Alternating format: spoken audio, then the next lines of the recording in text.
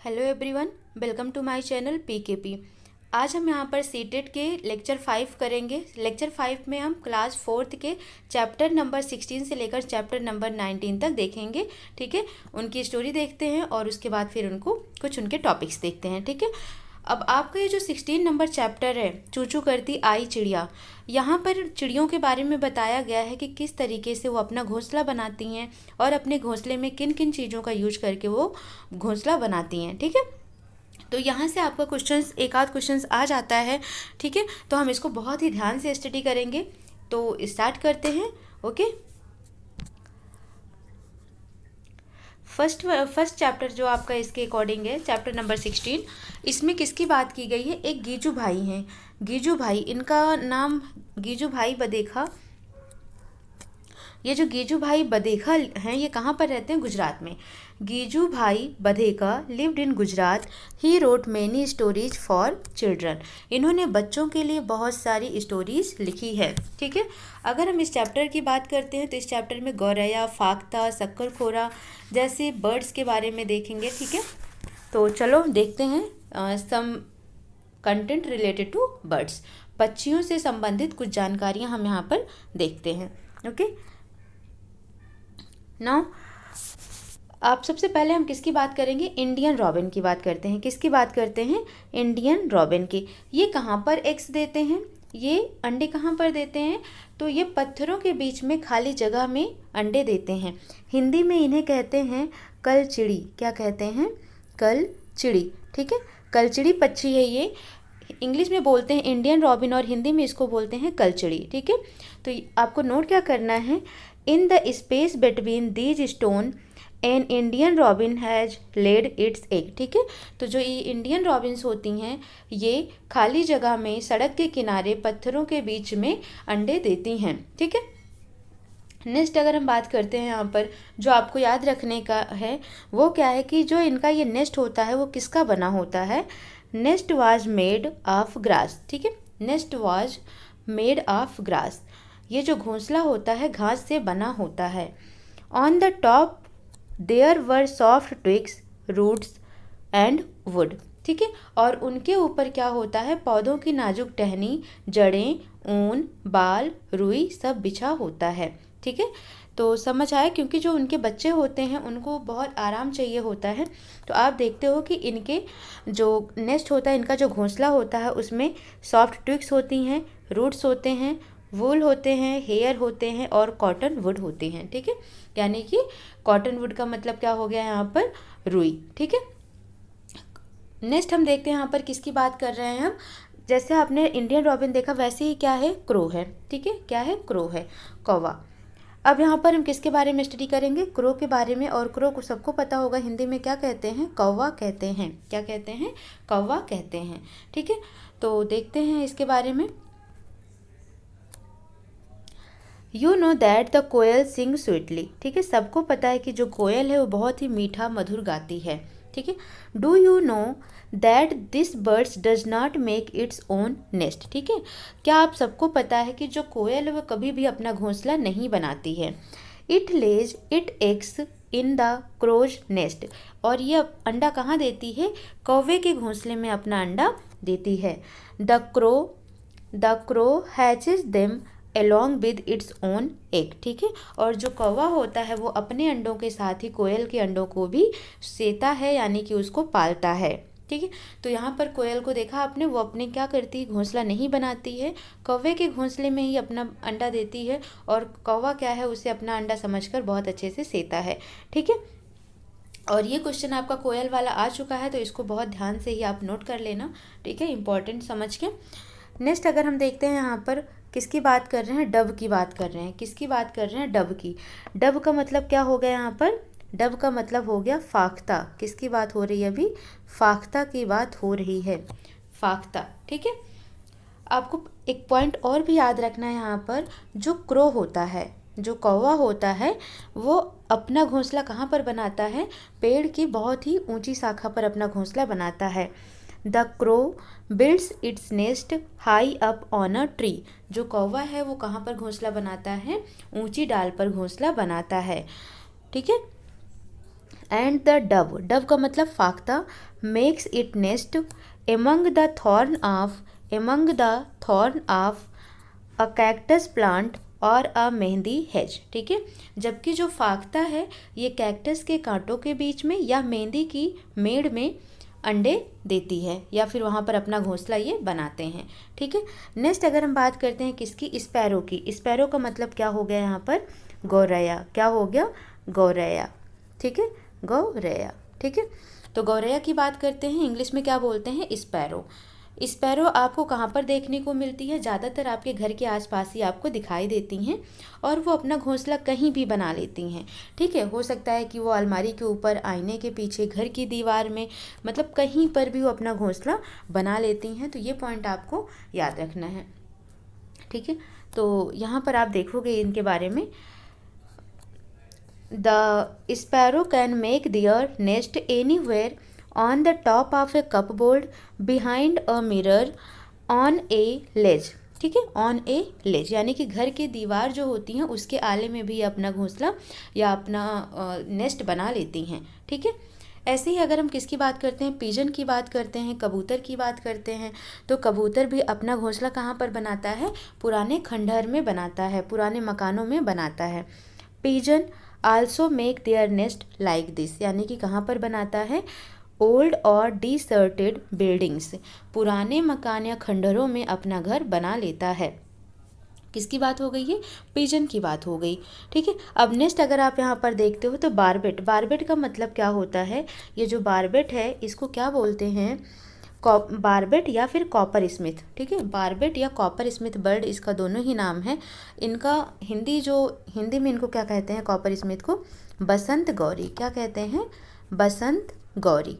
Note कर लेना, हिंदी में इनको कहते हैं बसंत गौरी। ठीक है, ये क्या करते हैं, गर्मियों में, समर टाइम में क्या करते हैं, ये टुक टुक की आवाज़ करते हैं। इसका मतलब क्या हुआ कि जो पेड़ का तना होता है, पेड़ के तने में ये गहरा छेद बनाकर उसमें अंडा देते हैं। ठीक है, तो नोट कर लो इंग्लिश में, in summer with its took took took call. ठीक है, मतलब ये क्या करती है, गर्मियों में टुक टुक टुक की आवाज़ निकालती है। It make it nest in a hole in a tree trunk. ठीक है, कहाँ पर अपना घोंसला बनाती है, ये पेड़ के तने में गहरा छेद करके अपना घोंसला बनाती है। ठीक है, अब यहाँ पर जो टेलर बर्ड है ये इंपॉर्टेंट है आपके लिए। टेलर बर्ड को क्या बोलते हैं, दर्जिन चिड़िया। क्या बोलते हैं, दर्जिन चिड़िया। ठीक है, टेलर बर्ड को क्या बोलते हैं, दर्जिन चिड़िया। ठीक है, इसके नाम से ही क्लियर हो रहा है, दर्जिन। दर्जिन का मतलब जो टेलर का काम करे। ठीक है, यानी कि सिलने का काम करे। तो इसकी जो चोंच होती है, जो बीक्स होती है, आपको दिख रहा होगा, बहुत ही नुकीली होती है। तो ये अपने चोंच से क्या करती है, पत्तों को सी लेती है एक थैली की तरह, और उसी थैली में क्या करती है, ये अंडे देती है। ठीक है, यानी कि ये पत्ते को सिल कर ही क्या बना लेती है, घोंसला बना लेती है और उसी में अंडे देती है। तो देखते हैं यहाँ पर, the tailor bird uses its sharp beak to stitch together two leaves on a bush. ठीक है, इसका मतलब क्या हुआ कि ये क्या करती हैं, अपने नुकीली चोंच से क्या करती हैं, पत्तियों को सिल देती हैं। It leg it's egg in the fold of the leaf that it has made. ठीक है, तो ये देखोगे आप कि ये अंडे फिर उसी में देती हैं। ठीक है, नेक्स्ट अगर हम बात करते हैं, किसकी बात करते हैं, शक्कर खोरा, that means sun bird. Sun bird को हिंदी में क्या बोलते हैं, शक्कर खोरा। क्या बोलते हैं, शक्कर खोरा बोलते हैं। ठीक है, नोट कर लो आप इसे। इसका काम क्या है, शक्कर खोरा किसी छोटे पेड़ या झाड़ी की डाली पर अपना लटकता घोंसला बना लेते हैं। मतलब कोई पेड़ की डाल होगी तो उसमें भी इनका घोंसला लटका हुआ आपको दिख जाएगा। ठीक है, तो इस तरीके से इनका घोंसला होता है, ऐसे ही पेड़ में लटका होता है। तो इनके लिए आपको सिर्फ इतना पॉइंट याद रखना है, the sun bird make a nest that hang from the branch of a small tree और ए बस। ठीक है, और ए बस।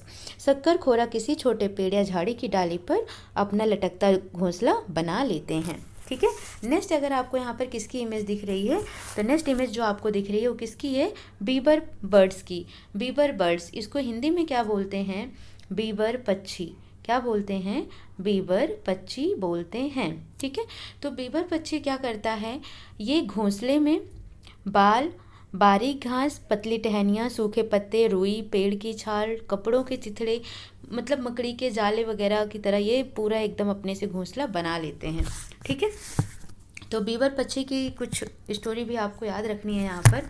बीवर पक्षी क्या है, सभी जितने भी मेल बीवर पक्षी होते हैं वो घोंसला बनाते हैं। कौन बनाता है, सारे मेल यानी कि नर बीवर पक्षी घोंसला बनाते हैं और फिर मादा बीवर पक्षी उन सभी घोंसलों को देखने के लिए जाती हैं।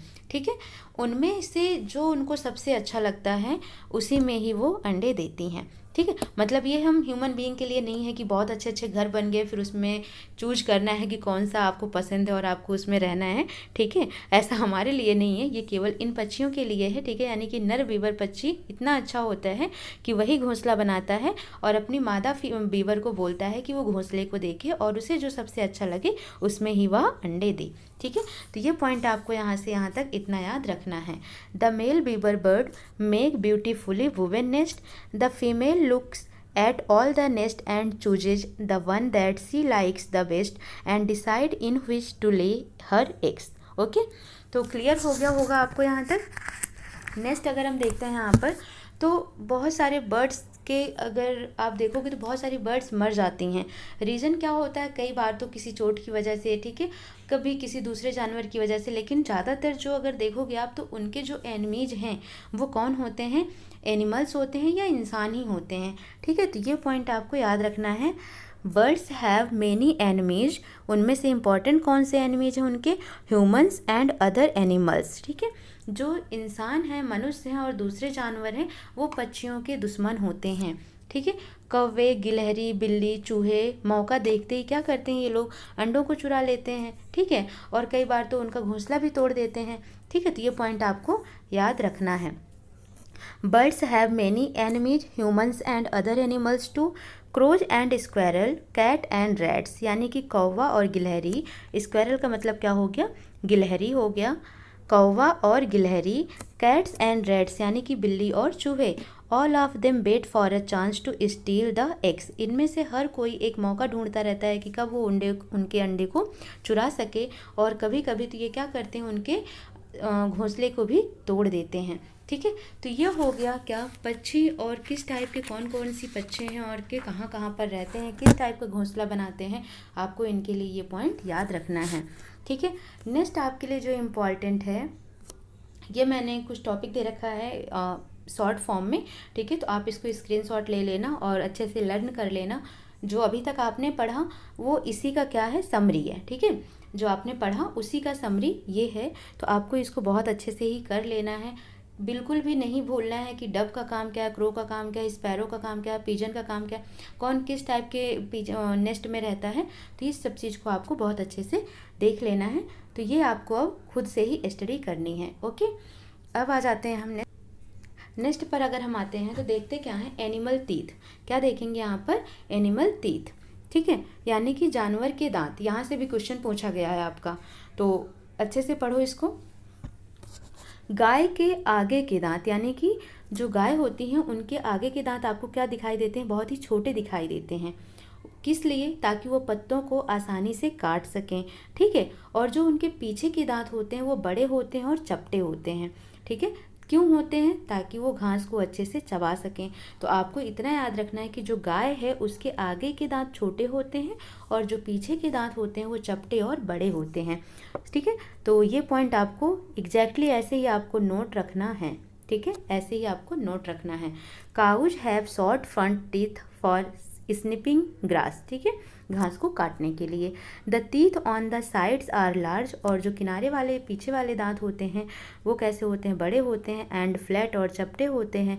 फॉर च्यूइंग द ग्रास, क्यों, घास को चबाने के लिए। ठीक है, नेक्स्ट आता है किसके बारे में, कैट के बारे में। बिल्ली मौसी बहुत होशियार होती हैं, पता ही है। ठीक है, तो इनके दांत आपको देखने को क्या मिलते हैं, बहुत ही नुकीले। आगे के 4 दांत के ऐसे जिसके जैसे इनके दिखते हैं, बहुत ही क्या होते हैं, शार्प होते हैं, बहुत ही नुकीले होते हैं। तो आपको ये पॉइंट यहाँ पर याद रखना है। Cats have sharp teeth for tearing and cutting meat. Tearing का मतलब क्या होता है यहाँ पर, टीयरिंग का मतलब होता है फाड़ना, टीयरिंग का मतलब होता है फाड़ना, कटिंग का मतलब होता है काटना, यानी कि जो इनका खाना होता है या जो मांस होता है, मांस को फाड़ने और काटने का काम ये जो इनके नुकीले दांत हैं उसके हेल्प से करते हैं। कौन? कैट्स। ठीक है। अब नेक्स्ट अगर आप यहाँ पर देखोगे तो किसकी बात हो रही है? सांप की बात हो रही है, स्नेक की बात हो रही है। ठीक है। तो इसके दांत भी आपको कैसे दिख रहे हैं? नुकीले दिख रहे हैं। सांप के दांत नुकीले होते हैं, पर वह अपने शिकार को कभी भी चबा कर नहीं खाता है। ठीक है। वो क्या करता है, जैसे ही किसी भी अपने शिकार को वो लेता है वैसे ही वो उसको गटक जाता है, लील जाता है, निगल जाता है। तो आपको ये पॉइंट अच्छे से याद रखना है। ठीक है। Snakes have sharp curve teeth but they do not chew their prey. ठीक है। उनके पास शार्प टीथ तो होता है लेकिन वो कभी भी अपने शिकारी को चबाते नहीं हैं। Snakes always swallow their food whole. ठीक है। और पूरा का पूरा अपने वो क्या करते हैं, शिकारी को निगल जाते हैं। सॉलो का मतलब यहाँ पर क्या हुआ? निगलना। क्या हुआ? निगलना। ठीक है। जिसकी हिंदी नहीं आती है आप लोग थोड़ा सा इसको नोट करते रहेंगे ताकि आपका वोकैब भी थोड़ा अच्छा होता रहे। ठीक है। नेक्स्ट हम यहाँ पर किसकी बात करते हैं? स्क्वेरल की, जो आपका क्वेश्चन आ चुका है। गिलहरी का क्वेश्चन आ चुका है, गिलहरी के दांत का क्वेश्चन आ चुका है। तो आपको ये पॉइंट आपको याद रखना है। वैसे या तो ये चारों ही पॉइंट आपको रखने हैं। ठीक है। अब गिलहरी के दांत क्या होते हैं? हमेशा बढ़ते रहते हैं, लगातार बढ़ते रहते हैं। इसी के कारण आपने देखा होगा कि गिलहरी हमेशा कुतरती रहती है चीज़ों को। ठीक है। तो ये अपने दांत से क्या करती है? हमेशा कुतरने या काटने का काम करती रहती है ताकि इसके दांत घिसते रहें। अगर ये ऐसा नहीं करेगी तो होगा क्या? इसके दांत बढ़ जाएंगे और आपस में ही उलझ जाएंगे, और जब आपस में उलझ जाएगा तो ये क्या होंगे? मर जाएंगे। इसीलिए अपना जीवन बचाने के लिए गिलहरी क्या करती है? हमेशा कुतरती रहती है, कुछ ना कुछ चीज़ों को काटती रहती है। ठीक है।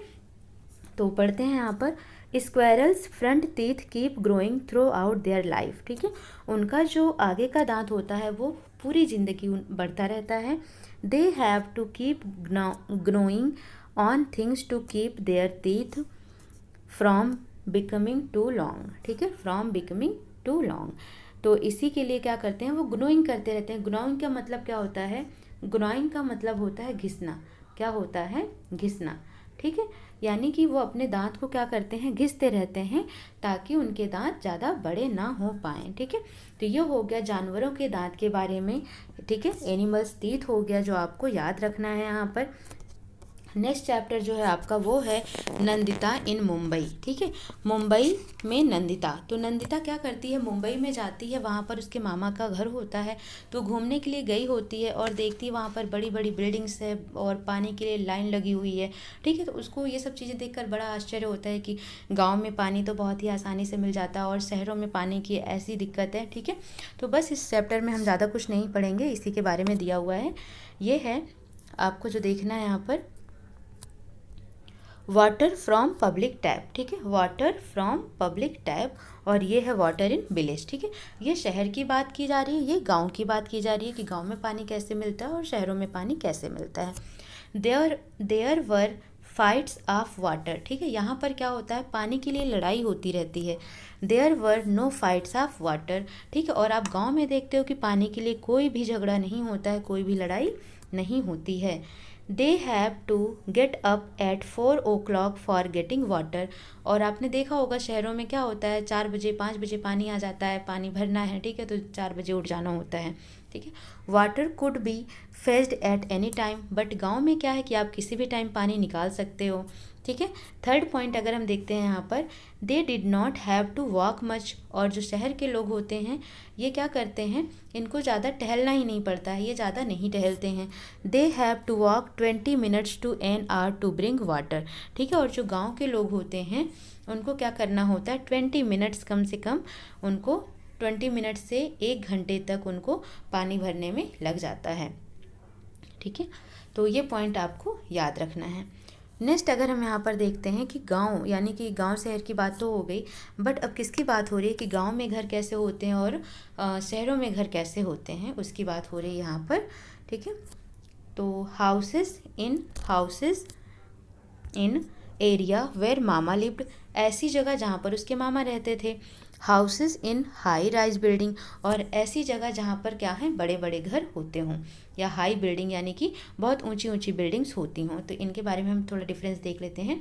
इसके मामा जहाँ रहते थे वहाँ कैसा था, सिंगल स्टोरी हाउस था, यानी कि केवल क्या था, ग्राउंड वाला रूम हुआ करता था, ठीक है। लेकिन जो हाई राइज बिल्डिंग है उसमें मल्टी स्टोरीज बिल्डिंग हो सकती हैं, मीन्स ग्राउंड तो होगा ही होगा, साथ में कई सारे फ्लोर्स बने होंगे, फर्स्ट सेकेंड थर्ड फोर्थ, ठीक है। तो ये क्या हो जाती हैं, आपकी मल्टी स्टोरी बिल्डिंग कहलाती हैं, ठीक है। अब यहाँ पर क्या होता है, सिंगल स्टोरी हाउसेस में केवल और केवल एक रूम होता है, only one room in house. घर में क्या होता है, केवल और केवल एक रूम होता है। लेकिन अगर हम बात करते हैं मल्टी स्टोरी बिल्डिंग्स में, तो यहाँ पर बहुत सारे रूम एक ही घर में मिल जाते हैं, ठीक है। No toilet in the house, घर में यहाँ पर कोई भी टॉयलेट नहीं होता है। और यहाँ पर क्या होता है, toilet was there in the house, ठीक है। और घर में क्या होता है, टॉयलेट बना होता है। No tap in the house, need to go to public tap, ठीक है।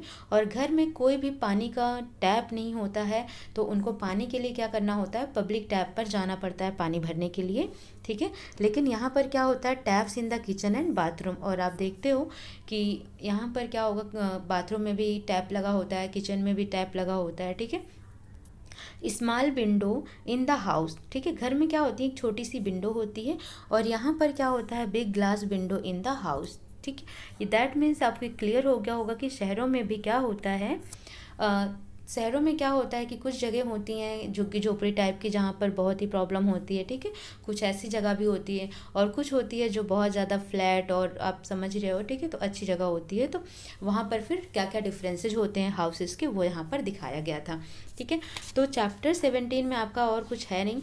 चैप्टर 18 हम पढ़ते हैं। Chapter 18, too much water too little water. इसका मतलब क्या हुआ, इसका मतलब ये हुआ कि कहीं कहीं पर पानी बहुत ज़्यादा होता है और कहीं कहीं पर पानी बहुत कम होता है, ठीक है। तो देखते हैं हम इसमें क्या है। नल्ला मडा इज इन आंध्र प्रदेश। नल्ला मडा कहाँ पर है, आंध्र प्रदेश में है। नल्ला मडा कहाँ पर है, आंध्र प्रदेश में है। होलगुंडी इज इन कर्नाटका, और होलगुंडी कहाँ पर है, कर्नाटका में है। होलगुंडी कहाँ पर है, कर्नाटका में है। वहाँ पर पानी हमेशा कम रहता था, ठीक है। लोगों को कम पानी की आदत पड़ गई थी, ना खेती करने के लिए पानी होता था, ना पीने के लिए होता था, और ना ही जानवरों के लिए होता था, क्योंकि वहाँ पर पिछले 3 साल से कोई बारिश नहीं हुई थी, जिसकी वजह से सूखा पड़ गया था। तो इसके लिए जो वहाँ के सरपंच थे वो कुछ कर नहीं पा रहे थे, लेकिन जो गाँव के छोटे बच्चे थे, ठीक है, तो उन्होंने क्या किया, एक अपना बड़ों के साथ मिलकर एक पंचायत बनाया, और उस पंचायत का नाम क्या रख दिया इन्होंने, भीमा संघ। क्या रखा, भीमा संघ। द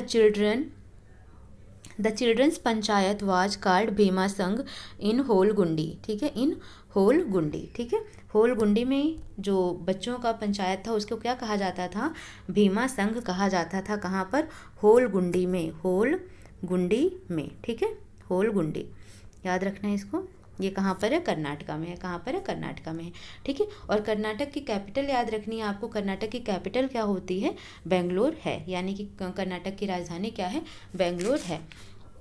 अब नेक्स्ट आपको इसमें जो पॉइंट देखना है वो क्या है, पानी की कमी होने के कारण क्या क्या हो सकते हैं, ठीक है। पानी किन किन कारणों से कम पाया जाता है किसी भी एरिया में।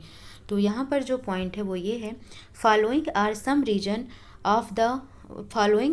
Of the reason for shortage of water, ठीक है। कुछ ऐसे रीजन्स हैं जिनकी वजह से पानी की कमी होती है। अब आप देखोगे कि किसी जगह पर पानी आ तो रहा है, लेकिन वहाँ पर बहुत ज़्यादा लोग रह रहे हैं, तो यूज ऑफ वाटर क्या होगा, बहुत ज़्यादा होगा। जब यूज ऑफ वाटर मैनी हो रहा है, बहुत ज़्यादा हो रहा है, तो पानी क्या होगा, धीरे धीरे शॉर्टेज होता जाएगा, उसकी कमी होती जाएगी, ठीक है। तो क्या है यहाँ पर, पहला रीजन क्या है इसका, इंक्रीज इन पॉपुलेशन, यानी कि जनसंख्या वृद्धि इसका सबसे बड़ा रीजन है। किसका, पानी के कम होने का। क्या रीजन है, जनसंख्या वृद्धि सबसे पहला रीजन है, ठीक है। नोट कर लो, पानी की कमी का सबसे पहला रीजन क्या है, जनसंख्या वृद्धि। अब हम दूसरा रीजन देखते हैं इसका। दूसरा रीजन क्या है, wasting lot of water while bathing, washing, brushing etcetera. क्या होता है, जब हम ब्रश करते हैं, कपड़े धोते हैं या नहाते हैं, उस टाइम पर बहुत ज़्यादा, जितना ज़रूरत होती है उससे भी ज़्यादा हम पानी वेस्ट कर देते हैं। इससे भी क्या होता है, पानी की कमी हो जाती है। या फिर कुछ एरिया आपने, जैसे राजस्थान टाइप का है, तो वहाँ पर आप देखोगे रेगिस्तानी एरिया है, तो वहाँ पर बारिश बहुत कम होती है। लेस रेनफॉल, यानी कि कम वर्षा भी इसका क्या रीज़न है, कम पानी का रीजन है, ठीक है। करण क्या रीजन है, औद्योगिकरण, ठीक है, यानी कि बहुत सारे इंडस्ट्री ओपन कर दिए जाते हैं, फैक्ट्रीज ओपन कर दी जाती हैं, तो इसकी वजह से भी क्या होता है, वहाँ पर पानी का यूज ज़्यादा होने लगता है और धीरे धीरे पानी की कमी हो जाती है। नेक्स्ट आपका है अर्बनाइजेशन, यानी कि शहरीकरण। क्या है? शहरीकरण, नोट कर लो आप इसे। नेक्स्ट रीजन क्या है पानी कम होने का? शहरीकरण। फिर क्या है? Depletion of ground water. ठीक है, डिप्लीशन ऑफ ग्राउंड वाटर, जो भूमिगत जल है उसको क्या कर दिया जा रहा है? डिप्लीट कर दिया जा रहा है, यानी कि बंद कर दिया जा रहा है। कुआं है, धीरे धीरे बंद कर दिया, सूखता जा रहा है वहाँ पर। ठीक है, तो डिप्लीशन ऑफ क्या हो गया? ग्राउंड वाटर हो गया। Silting of water reservoirs. ठीक है, सिल्टिंग ऑफ वाटर रिजर्वोयर्स, यानी कि जो पानी की कुछ जगह खुदे हुए हैं, ठीक है, वो क्या हो रहा है? धीरे धीरे वहाँ पर कूड़े कबाड़ पत्थरों से क्या हो रहा है? भर जा रहा है। Insufficient number of reservoirs. ठीक है, इनसफिशियंट नंबर ऑफ रिजर्वोयर्स। तो इस तरीके से आप देखोगे ये सब इसके कुछ रीजन्स हैं जिसकी वजह से क्या होता है? पानी की कमी हो जाती है।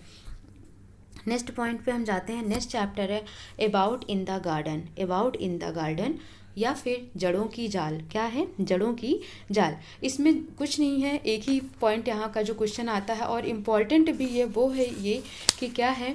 ऑस्ट्रेलियाई ओक या रेगिस्तानी ओक कहते हैं इसे। यहाँ से आपका क्वेश्चन बनता है, तो आपको ये पॉइंट ज़रूर याद रखना है। ठीक है, इसके बारे में जो आपको याद रखना है वो ये है अबाउट बनियान ट्री, यानी बरगद का पेड़, उसके बारे में बात की जा रही है। What looks like the hanging branches are actually the roots of the tree. जो बरगद का पेड़ होता है उसमें जो आपको लटकती हुई ब्रांचेज, शाखाएं दिखाई देती हैं, वो एक्चुअली में क्या होती हैं? तने नहीं होते हैं, वो क्या होती हैं? रूट्स होती हैं, बरगद की जड़ें होती हैं। वो क्या होती हैं? बरगद की जड़ें होती हैं। ठीक है, ये हो गया बनियान ट्री, बरगद का पेड़। बनियान ट्री का मतलब बरगद का पेड़। ठीक है, तो बरगद का पेड़ जो होता है इसकी जड़ें लटकी हुई होती हैं और उन्हें क्या बोलते हैं? शाखाएं बोलते हैं। ठीक है, डिजर्ट ओक यानी कि रेगिस्तानी oak is a tree that is found in Australia. तो ये क्वेश्चन आपका पिछले साल भी आया था 2019 में कि रेगिस्तानी ओक कहाँ पाया जाता है, तो बहुत अच्छे से इसको ध्यान रखना, कहाँ पर पाया जाता है? ये ऑस्ट्रेलिया में पाया जाता है। अब ये जो रेगिस्तानी ओक है ये बहुत ही ऊँचा होता है, इसका जो पेड़ की लंबाई होती है बहुत ज़्यादा ही ये ऊंची होती है और इसकी जड़ें ज़मीन में बहुत अंदर तक जाती हैं। ठीक है, और इनकी जो जड़ें होती हैं उसमें पानी रहता है, खोखली तने होते हैं। ठीक है, तो लोग क्या करते हैं? इन तनों में क्या करते हैं? पतला पाइप डाल देते हैं और उससे क्या करते हैं? पानी निकालते हैं। ठीक है, तो ये पॉइंट याद रखना है आपको यहाँ इसके लिए। Oak trees root go deep into the ground till they reach water. ठीक है, इनकी जो जड़ें होती हैं वो ज़मीन में बहुत गहराई तक जाती हैं जब तक कि ये पानी तक ना पहुंच जाएं। ठीक है, this water is stored in the tree trunk. और ये जो पानी है जो जड़ों के थ्रू होता हुआ तनों में आ जाता है, धीरे धीरे लोग क्या करते हैं? तने में पतला पाइप डालकर उस पानी को निकाल लेते हैं, क्योंकि आपको पता है रेगिस्तान में पानी की बहुत कमी होती है। ठीक है, और नेक्स्ट पॉइंट जो आपको यहाँ पर और एक याद रखना है, पेड़ काटना। पेड़ काटना क्या है? एक तरीके का कानूनन जुर्म है। ठीक है, तो पेड़ काटना नहीं चाहिए। ठीक है, तो पेड़ काटने के खिलाफ क्या किया गया है? कानून बनाया गया है। और जब भी कोई पेड़ काटना होता है तो उसके लिए क्या करना होता है? सबसे पहले सरकारी दफ्तर से लिखित मंजूरी लेनी पड़ती है कि मुझे ये पेड़ काटना है, किस रीजन से काटना है, क्योंकि क्या प्रॉब्लम आ रही है आपको, तो ये सब पूरा मेंशन करके उनको बताना पड़ता है। तो उसके बाद आप वो पेड़ काट सकते हैं मंजूरी मिलने के बाद। अब यहाँ पर क्या है कि कुछ फूड मटेरियल्स हैं। ठीक है, और वहाँ पर यहाँ आपको क्या याद रखना है कि उनकी क्या पार्ट खाए जाते हैं। जैसे कि मान लो कि अगर हम मैंगो की बात करते हैं तो मैंगो का क्या पार्ट खाया जाता है? आप बोलोगे फ्रूट खाया जाता है। ठीक है, इसी तरीके से अगर आपसे पूछा जाता है कि आलू, पोटैटो को क्या खाते हो आप, तो आप क्या बोलोगे? पोटैटो के हम स्टेम को खाते हैं, तने को खाते हैं। ठीक है, तो इस तरीके से आपको कुछ पार्ट्स दिए हुए हैं, फूड मटेरियल्स दिए हुए हैं जिनके ईटिंग पार्ट दिया हुआ है, आपको वो याद रखना है इस चार्ट के थ्रू। ठीक है, तो मैं जल्दी जल्दी इसको डिस्कस कर देती हूँ। याद आपको करना है जिंजर। जिंजर का मतलब क्या हो गया? अदरक। क्या हो गया? अदरक। अदरक का क्या खाया जाता है? स्टेम। स्टेम का मतलब क्या हो गया? तना। अदरक का क्या खाया जाता है? स्टेम, तना। फिर आता है दूसरा आपका क्या? ओनियन यानी कि प्याज। प्याज का क्या खाते हैं? एक तो उसकी पत्तियां खाते हैं, हरी पत्तियों की सब्जी बनती है। ठीक है, और उसका स्टेम भी खाया जाता है, तना भी खाया जाता है। नेक्स्ट आता है कॉलीफ्लावर। कॉलीफ्लावर का मतलब क्या हो गया? फूल गोभी। क्या हो गया? फूल गोभी। ठीक है। गोभी दो तरह की होती है, एक पत्ता गोभी होती है, एक फूल गोभी। तो फूल गोभी की बात की जाए तो कॉलीफ्लावर का क्या खाते हैं हम, फ्लावर खाते हैं। फूल गोभी नाम ही है उसका कि उसका फूल खाते हैं और उसके स्टेम को भी खाते हैं, यानी उसके तने को भी खाते हैं। नेक्स्ट है स्पिनच, पालक। पालक का सबको पता है, पालक की पत्तियां ही खाई जाती हैं, तो लीव्स खाया जाता है, ठीक है। नेक्स्ट है इनका कैबेज। कैबेज यानी कि पत्ता गोभी, पत्ता गोभी में भी पत्तियां ही खाई जाती हैं। फिर है रेडिश यानी कि मूली, और मूली में आपको पता है कि मूली की क्या खाई जाती है, जड़ें खाई जाती हैं। कैरेट, कैरेट का मतलब गाजर, कैरेट का मतलब गाजर, और गाजर की भी क्या खाई जाती है, जड़ें खाई जाती हैं। ब्रिंजल, ब्रिंजल का मतलब क्या हो गया, बैंगन, और बैंगन की क्या चीज़ें खाई जाती हैं, फ्रूट्स खाए जाते हैं, बैंगन के फल खाए जाते हैं, ठीक है। नेक्स्ट आता है beetroot. Beetroot, beetroot का मतलब क्या हो गया, चुकंदर, क्या हो गया, चुकंदर, और रूट इसके आगे ही लगा है। ये क्वेश्चन आया था पिछली बार, ठीक है, 2019 में। बीट रूट का क्या खाया जाता है, तो रूट खाया जाता है, यानी कि जड़ खाई जाती है बीट रूट की, ठीक है। मैंगो का क्या खाया जाता है, फ्रूट खाया जाता है, मैंगो का फल खाते हैं। रिज गार्ड, रिज गार्ड का भी क्या खाते हैं हम, फ्रूट खाते हैं। कचनार, कचनार क्या हो गया, फ्लावर, इसका फूल खाया जाता है, ठीक है, कचनार की फूल। फिर आता है, आपको पता है कचनार के फूल को हम लोग डिस्कस किए थे कि जो उत्तर प्रदेश का कन्नौज जिला है वहाँ पर लोग कचनार की फूल की सब्जियां खाना पसंद करते हैं, ठीक है। नेक्स्ट आता है आपका पल्सेज यानी कि दालें। दालों में हम देखते हैं क्या, सीड खाते हैं यानी कि बीज खाते हैं। आलू, पोटैटो, पोटैटो का स्टेम यानी तना खाते हैं। बनाना क्या है, बनाना केला है, फ्रूट है, तो इसका क्या पार्ट खाते हैं हम, फ्रूट पार्ट खाते हैं, ठीक है। इस तरीके से स्क्रीनशॉट लेना आप कि कौन से फूड मटेरियल्स का क्या पार्ट खाया जाता है, ठीक है। आज की क्लास में हम इतना ही डिस्कस करते हैं, मिलते हैं फिर नेक्स्ट क्लास में, ठीक है, आगे के चैप्टर को लेकर। तब तक के लिए थैंक यू।